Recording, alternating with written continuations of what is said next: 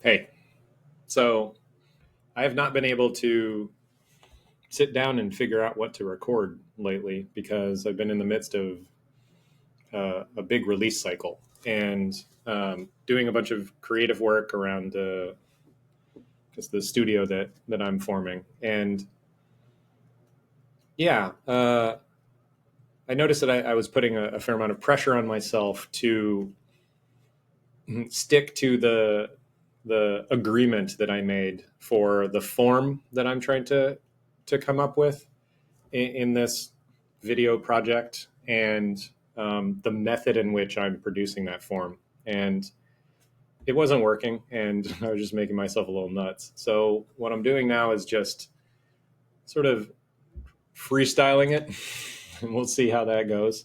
Um, yeah, and using this as an opportunity to reflect. So I'm at the tail end of about a 6 week cycle, which included a bunch of new types of creative works coming online. The first of which was a podcast that my partner Kristen and I are making to uh, start to talk about the kinds of work that we've been doing in our partnership, particularly working with founders and creative folks. Then this video vlogging, whatever it's becoming, and uh, also a website that is packaging the offerings that I'm going to market with.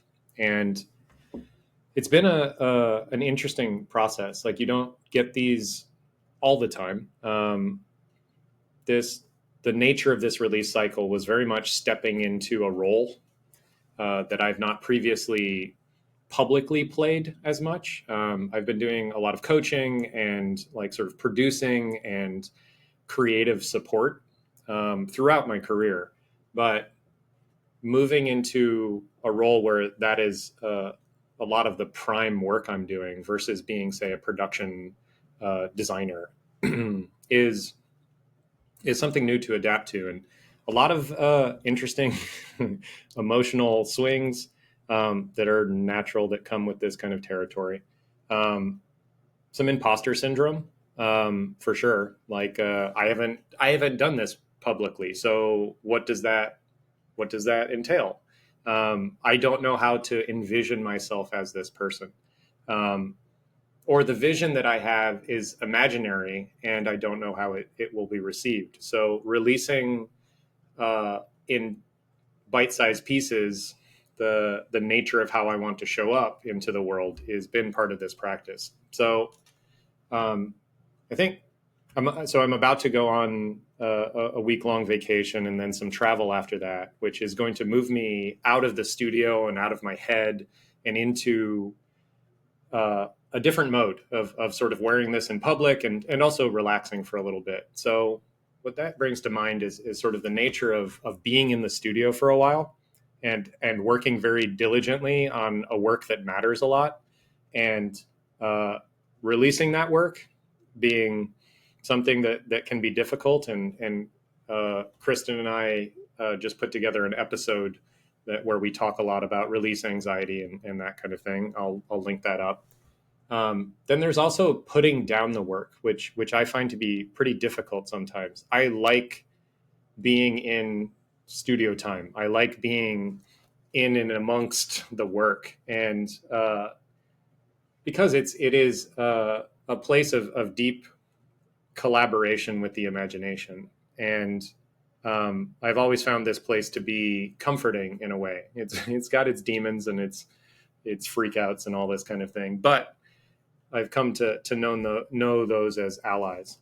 So yeah, I'm feeling now like tomorrow I'm going to get on a plane and I'm going to uh, uh, this time tomorrow probably be in the mountains and reconnecting with nature, being in an environment that is less artificial, that is more organic.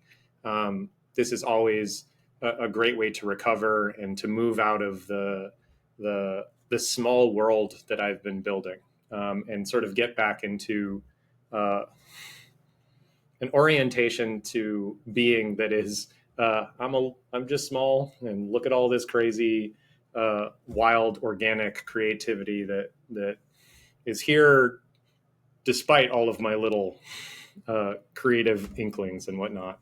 Um, so I'm looking forward to sort of setting down the work for a little bit, and that hasn't always been the case. For a very long time, I found my sort of home, my root, in studio practice and work practice, and it was very difficult to move into other contexts.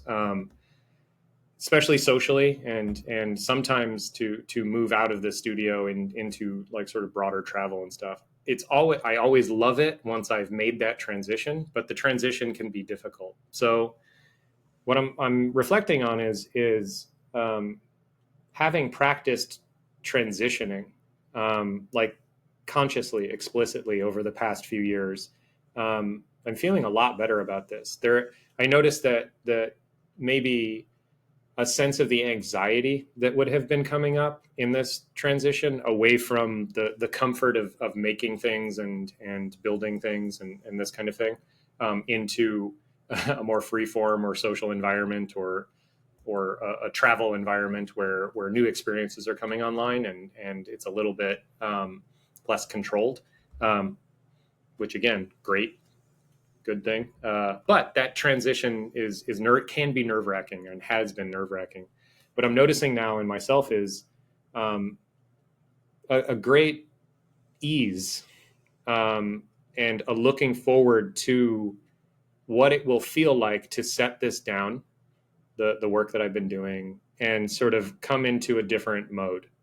And there being an artistry in noticing through that process. So this is a stance that I find a lot more engaging, rather than working up to the last second, like flipping out, releasing something, and then getting on a plane half cracked and arriving in a new destination where I'm still like half of me is still back in a studio or in a work environment or something like this. So taking care of transitions, I think, is what I'm noting here. And this can be a macro thing in the case of this broader transition into a new cycle of work, or it can be a micro thing where throughout the day, and I think I'm noticing this in myself, like at no point in my life have I done so many different things during a day. Like I'm on calls, I'm doing coaching engagements, I'm building things, I'm making things, I'm strategizing with my business partners. I'm moving from different projects and different scopes. I'm also doing a bunch of philosophical study and interpersonal work, and I have my creative practices. And balancing all of these is only possible by taking into account the idea that they're all connected in a web, and they pull and tug on each other. And this is a very ecological understanding. And I pull from, there's a cognitive scientist and philosopher named John Vervaeke, who I found his work is very dense, but beautiful in a way. He is very articulate and cares very deeply for words, which I appreciate. And he has this notion of an ecology of practices. And the ecology of practices is sort of what I'm pointing to here. And one of the attributes of moving from practices intentionally, and I get this wrong most of the time, but I'm trying to bring it into a meta practice, is transitioning. So there was a point in the not too distant past where I had a really hard time, say, moving from doing a journal writing or a deep work, and this is still crunchy, but into something like being on a client call or dropping into a new context. And I've had to actively think about how I want to show up in each of these places, and then sort of notice what's happening in my body, and notice what thoughts are arising, trying to figure out different ways to ground and to place myself in each context. And then there can be a sort of easing and a flow between the two. And what it reminds me of is like, if you've ever worked in animation, you have keyframes, and moving from keyframe to keyframe is a big part of how the animation comes together and is believable, and is elegant. So thinking about it in terms of dance too, like different motions and poses and getting from here to there. So in a moment of a bigger transition, and it'll be interesting to feel this on the other side, and maybe I'll do a recording when I'm out in the woods and see, or maybe I won't want to. I'm not sure. So I don't know. Bring your transitions into consciousness, and I think it's a vital part of creative living and artful living in general. Good to see you.